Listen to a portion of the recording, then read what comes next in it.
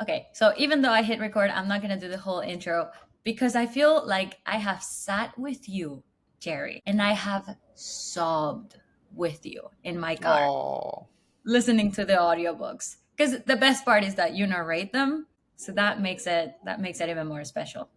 so you feel and hear when I cry. So I feel and hear when you cry. Hmm. Yeah. I think in the beginning of reunion when you share your story about your daughter Emma, Uh-huh. and she's in the middle of the protests, and coming from Venezuela, I could relate so deeply Hmm. with, yeah, with all the concepts, and with the not union, right, and Yeah. the difference across, yeah, different groups of people all over the Hmm. place. First of all, I wanted to say thank you because this is a crazy project of 100 days and it has Hmm. made me really, really uncomfortable, Jerry. Hmm. So, to kick off, I just wanted to ask you, how do you look for this comfort in this desire to understand your distinction by being a white man in this country? Like, yeah, how do you come to peace with, okay, I'm gonna purposefully go and be uncomfortable in this topic? Well, what a brilliant question. And before I respond to the question, can I just acknowledge what you were saying about your own connection to the experience of my daughter? And I just want to make sure you felt heard because I flashed on this image, and I don't know that it was true or not, of you taking to the streets for justice. And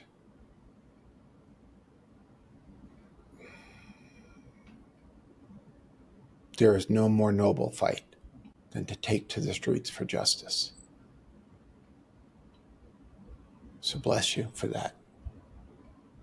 And for all those with whom you stood shoulder to shoulder, like my daughter. Because if I've made you cry, just mentioning my daughter will make me cry. Because she's fierce. And I'm projecting onto you the same ferocity.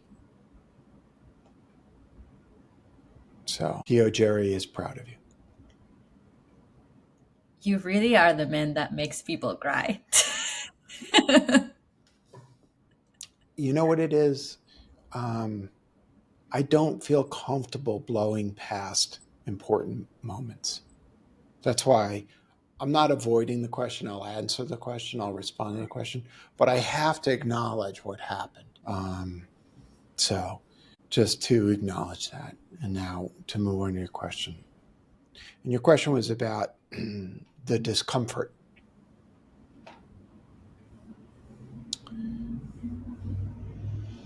Let me ask a question before I lean into it because I want to make sure I capture it.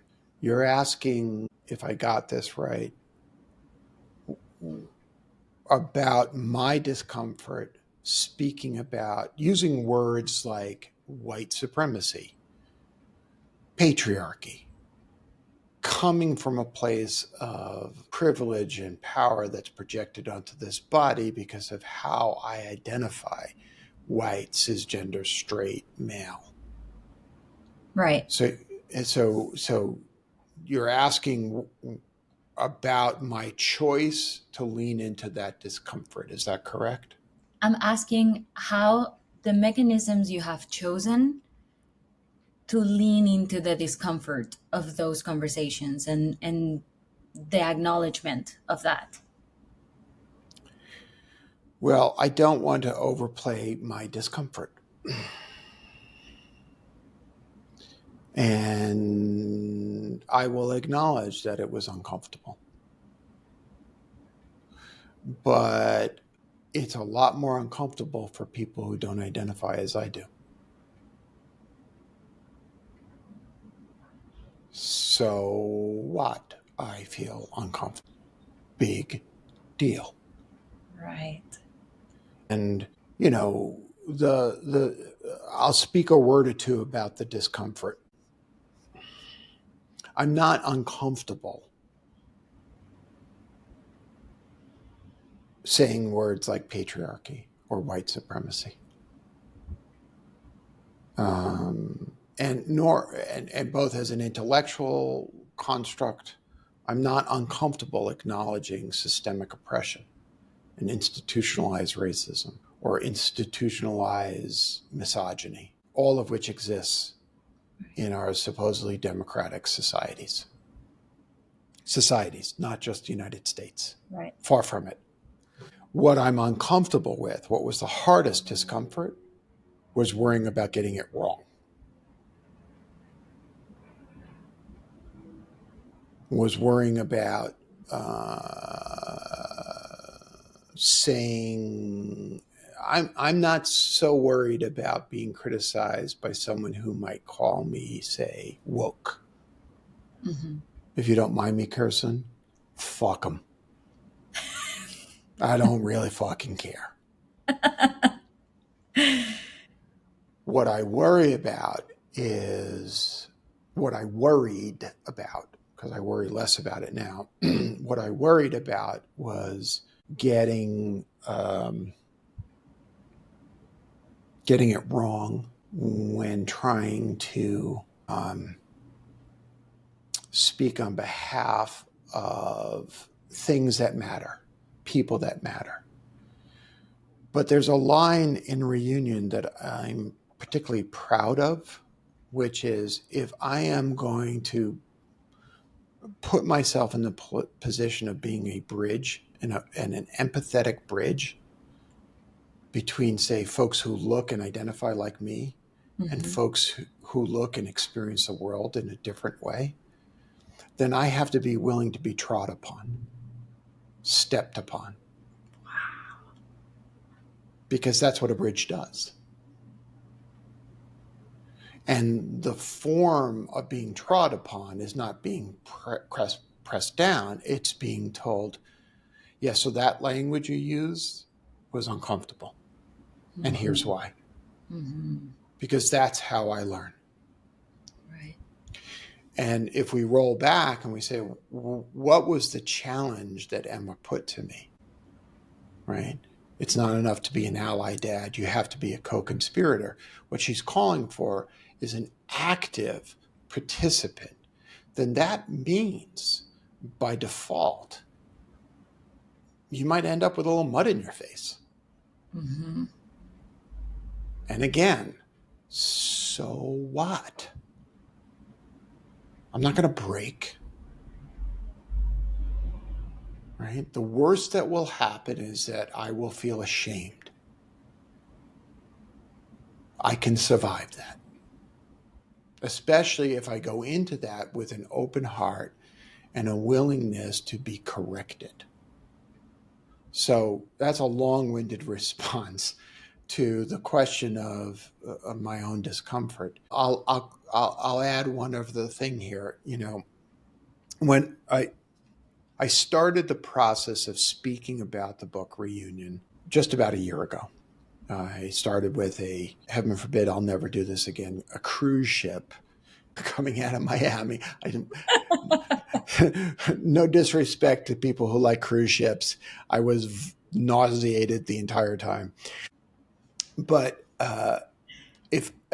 as I went and started speaking about the topics in Reunion, long before the book was out, I had to confront a concern, which boiled down to this: someone who is coming from a different social location than me, saying to me, "How dare you speak of these things?" Right. And with an understandable and justifiable anger. And so I had to be comfortable enough to understand that anger that might come at me was justified because of their experience. And that it was crucial that I not put myself in the position of being a teacher. As I started to say, I am not a conversation ender. Here are the answers. I am a conversation participant in a conversation, in some circles, a starter for those things. And lastly, my internal position was and has been, would you prefer that people who look like me not speak of these things? Mm-hmm. Because I don't know any other way for us to come together as a species without the people who hold the most power in a society being willing to name injustice. Right. Even if that injustice benefits us, especially if that injustice benefits us. Mm-hmm. So those are the points of discomfort that I experienced. And as I said before, so what? I love that it tied very closely with fear of failure. She Yes, said, if I get it wrong, then what happens? Then I learn, right?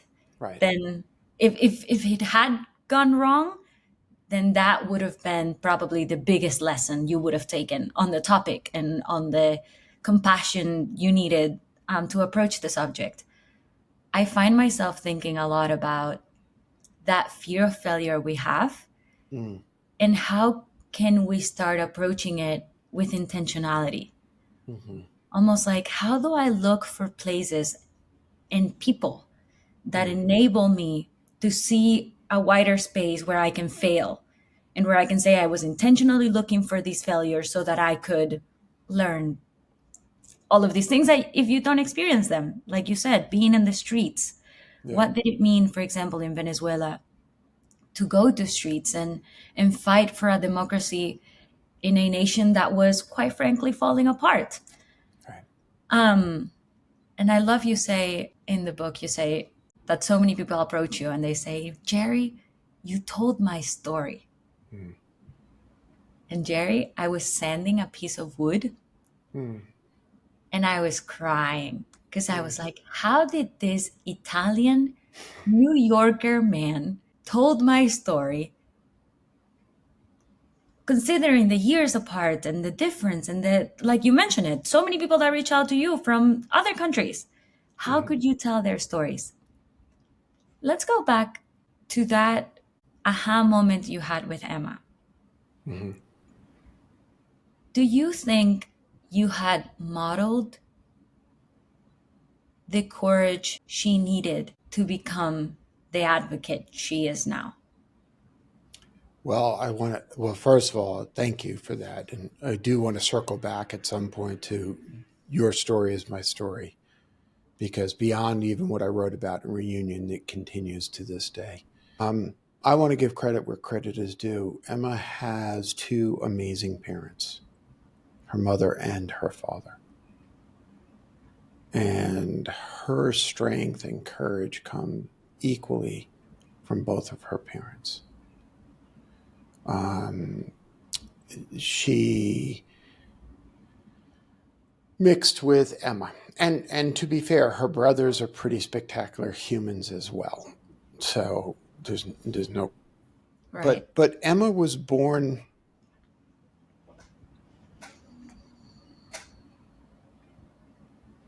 with a fierce regard for justice. Um, Psychologically, you could say it might have stemmed from being the only girl amongst her siblings. It might be that she was a middle child, acutely aware of what's fair, right? But she was encouraged, and her belief system in that was encouraged. I'll tell a quick story. I remember when she was in um, high school and she got in trouble because she refused to stand for the Pledge of Allegiance. And when called to task by the teacher, she said, "Well, I've read the Bill of Rights. Have you? I don't have to stand." Now, it's a little smartass. Yes. And so when I got called to the principal's office to explain this, I said, to the principal, well, she's correct, isn't she? And the matter was settled. So, yes, both of her parents grew up taking to the streets for justice. Both of her parents have been in their own ways. Each of us have been in our own ways fighting. Reunion is it's a broadside. It's, as I explored in the book, it's one thing to look at a television screen, tisk your way through. Right. And it's another thing even to take to the streets. It's quite another thing to reach 50, 60, 70,000 people who might otherwise follow you for their own reasons. Oh, Zen Master Jerry, the writer of Reboot, what do you mean I have to look at my own complicity? I just want you to make me cry. I don't want you to make me angry. Right. Well, okay, we cry because our hearts are open. If your hearts are open and the world is in pain, then you should be angry. Right. Because anger at injustice is always appropriate. Now, how you parse what's unjust, what's this, that's fine. That's Right. for discussion. Right. But murdering babies for ideology, that's bad. Right. There's no discussion. Shooting a grandmother at a church because of her racial identity, that's bad. There is no equivocation on these things. War is complicated. Murder is not. Right. Right? And even in the complications of war, genocide is never acceptable. And there's been a lot of good work describing what is genocide. Mm-hmm. And it begins with the dehumanizing language that too often comes easily from those who hold power. They're animals. Right.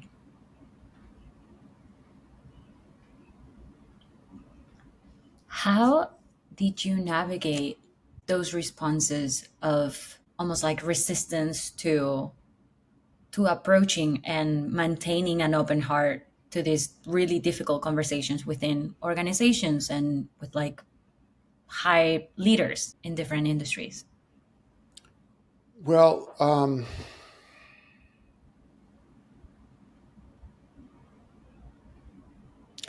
most of the responses that I've gotten have actually been quite supportive. And I think therein I used the goodwill that maybe I have generated, so that most of the people with whom I've encountered have come away and said,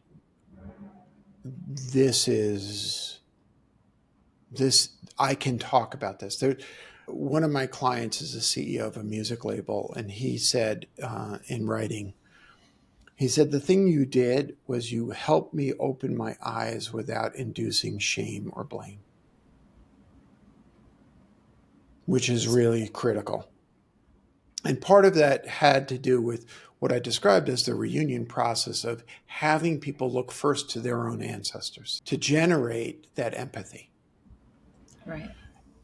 And I will tell you that, there have been a few occasions, especially since October 7th, where, just mentioning the protests around George Floyd's murder, I remember one woman came up to me. She was Jewish, deeply connected to Israel. And she said to me, you know that a large portion of the Black Lives Matter movement is anti-Semitic. And I said, there is a large part of progressive left that is anti-Semitic, but there's also a large part of the right that is anti-Semitic, and we tend to refer to them as Nazis. There is no monopoly on anti-Semitism, which is part of the problem. And so the fact that a portion of those who are taking to the streets are myopically, stupidly anti-Semitic doesn't mean Right. that all those taking to the streets and fighting for justice are anti-Semitic. Those questioning the policies of, say, the Israeli government are not necessarily anti-Israel. Right. Look in the streets of Israel for people who are demonstrating, questioning the policies of the Israeli government. Right. And we should be having these conversations. We should be unafraid of having these conversations. Because I don't know any other path to reunion if we are not comfortable having these uncomfortable conversations. To your point about the discomfort. I don't think there could have been a better way to put it all together. Mm-hmm. If I hadn't read your book and I came across you and I said, Jerry, how do I recognize if I am creating or I'm avoiding to see my employees in my organization as their full self and I am just choosing to not, I don't see it. I don't interact with it. What is your approach? Well, we're focused in this conversation in effect on the outer work that my book Reunion represents. The inner work that Reboot represents is equally important here. And if you put both movements together, and I speak to this in Reunion, there is a necessary component of using radical self-inquiry to understand who you are, to understand the wholeness of your own self. Because more often than not, what's happening with those who hold power is that when they deny the wholeness of the other person, they're more often than not denying the wholeness of themselves as well. Mm-hmm. Because I don't know what to do with my own broken heart. I don't know what to do with my own discomfort, my own uncomfortable feelings. And because of that, I want to shut everything down. Right. And so this is why, to bring it all back to your story is my story, those of us who hold power, and as a writer, I hold the power, right? Because I'm speaking the narrative that you're listening to, right? So those of us who hold power, if we can overcome the discomfort of worrying about coming across as a narcissist by telling you my story, Mm-hmm. then what we do is we create safety for the others to be themselves, to share their stories. And so whether it's Joy Tenday, whom I wrote about in Reunion, or it's Angela, who reaches across time and space through Riverside and then says, your story is my story, Jerry. Or a young black man that I met just last week who had the exact same question. How could this Italian American guy from Brooklyn have told this black man's story? He Mm-hmm. grew up across the river in Jersey City. How is this? Well, that would only happen because I found some way to both be honest and share my story without overwhelming you with my story. I threaded a needle of being able to be honest and authentic and real without taking the air and space away from you. And yeah, that took some skill. And it took 33 years of psychoanalytic work for me to be able to write like that. Right. The benefit of that is, for me, is I get to meet you. And you don't understand what a gift it is to me to be Tio Jerry. You don't understand because I'm just beginning to tell you what it's like to be this old white guy and knowing that, I did something right. Not perfect, not without its failings, but directionally correct. Not bad considering. Not bad considering. Well done. Go to the head of the class for quoting Dr. Sayers at me. That's good. I have to show you because my mentor and CEO, Catherine Noon, we do these sessions, these Friday sessions where we just study different podcasts and different interviews. And we sat with your episode with Shane Parrish from the Knowledge Project. Oh, yes. And we have pages and pages with information from that interview. And it was so intense that I made in pottery a mug that says not bad considering. Oh, that's brilliant. You have to send me a photo of that. I will send you a picture after our call because it goes back and I know we said 15 minutes. Yeah, and I have to hop because I have a call, but keep going. Yeah. So I just wanted to say thank you, but not bad considering, Jerry, the work you're doing around enoughness for individuals and communities. I don't want to leave without thanking you for allowing me to share this message with the Hispanic community that I think needs to really just like shower and bathe in your message.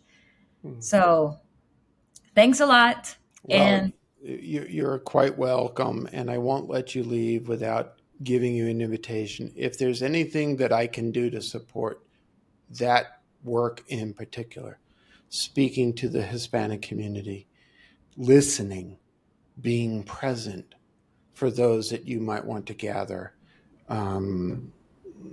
feel free to reach out anytime. This work is too vital. This work is too important. And if I can put my shoulder to that wheel and push that wheel up the hill, count me in. thank you. What a delight it was to meet you. Of course, I wasn't going to leave without crying. Thank you so much, Tio Jerry. I send you a hug all the way to Colorado. You got it. Be well, dear. Take care. You too. Bye-bye.